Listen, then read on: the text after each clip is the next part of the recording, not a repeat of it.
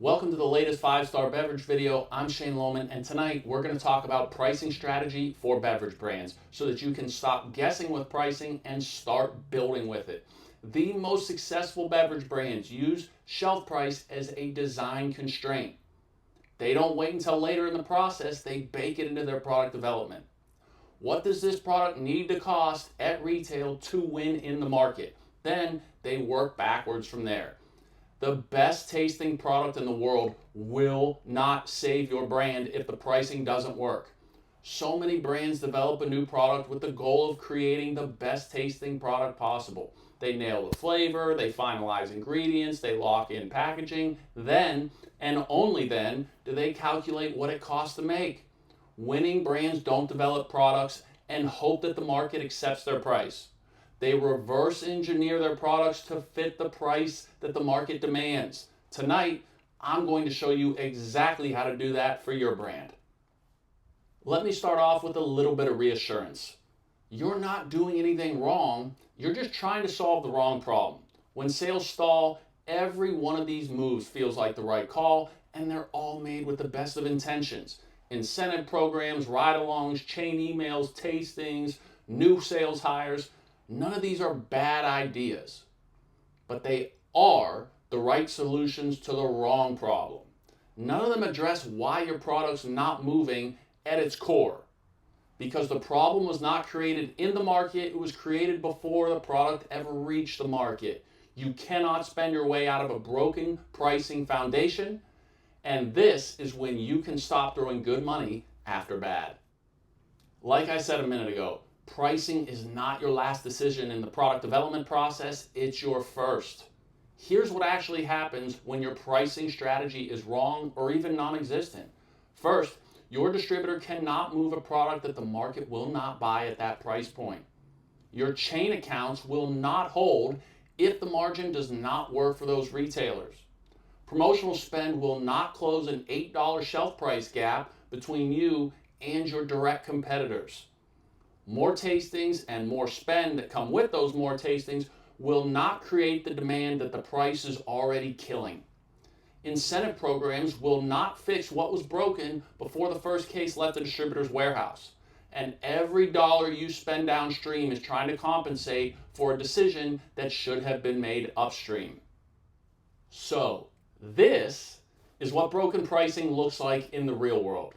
I'll give you a real-world example that plays out constantly in the beverage industry. A brand decides to develop, let's say, a spirits-based hard seltzer. The goal, as I said before, is to make the best product possible. Nail the flavor, lock in the packaging, finalize the ingredients, maybe even spend a little bit more on a graphic designer to create that packaging. Then, and only then, do they realize what it costs to make. They walk into a retail account, see a direct competitor within their set, like this High Noon 12-pack at $24.99.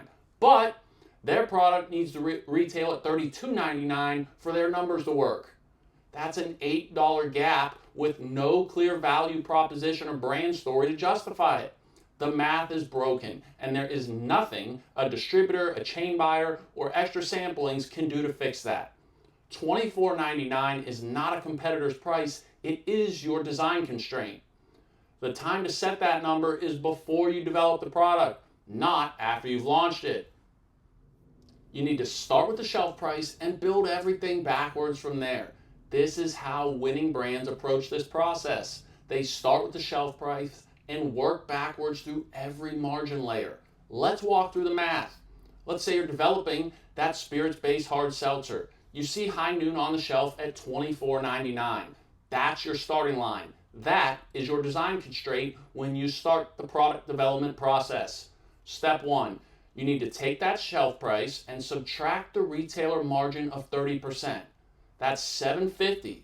Your distributor sells to the retailer for $17.49 to hit that $24.99 shelf price. Step two, you now need to subtract distributor margin of 25%. Sometimes it's higher, but for this product and this example, we'll use 25%. That's another $4.37. So you are selling to your distributor for $13.12 a 12-pack. But that's not all. For step 3, we now need to subtract your freight and your taxes. This varies depending on the volume you're shipping and the excise taxes in different states. But for this example, we're going to use 95 cents a 12-pack, which is pretty darn realistic. Your net revenue per 12-pack is $12.17. Finally, for step 4, you're going to subtract your target margin. That's the profit margin that you, the brand, are making on every 12-pack you sell of 35%, which is $4.26 per 12-pack, leaving your target cost of goods sold at $7.91 per 12-pack. Now, in certain markets, certain programming seasons, different price promotions, you may want to try and lower that target shelf price. And if you need to do that, where you take that margin from is going to be a little bit of your margin and a little bit of your distributor's margin, but do not expect them to easily give up margin. So, when you get to your cost of goods sold, if your margin is already thin when you're looking at it at this point, that's a bad sign. You want to give yourself a little bit of extra cushion in case you have to bring it down just a tad at some point in the future. So, our cost of goods sold target is $7.91 per 12-pack. This is the number that everything else gets built around. Your recipe, your ingredients, your packaging, your format, all of it gets designed to hit that number. What I just laid out for you is the difference between leading a conversation and losing one. When you have done this work, the distributor conversations change completely, and you'll be shocked. Trust me, as a former distributor, you'll be shocked how quickly this happens.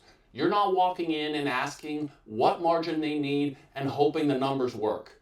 There's no bad or scary surprises coming your way.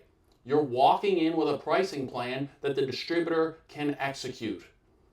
Here's where we need to land on the shelf to win in this market. Not only does the pricing strategy work, now you're signaling to your distributor partners that you have your stuff together, that you are a brand that works with intention and knows what they're doing and knows how to win. Those are signals that you want to send to your distributors. So, you're not walking in and asking what margin they need. You're walking in with that pricing plan that they can execute. Here's where we need to land. Here's what that means for your margin. There's a little bit of collaboration there, but here's how this product is going to move in your market. That is a brand with a strategy, and distributors know the difference immediately. When you have done the work before the conversation starts, you're not asking for support. You're offering a brand that is already built to win. And in today's market, regardless of beverage segment, that is a crucial differentiator. It stands out. Again, as a former distributor, I know firsthand.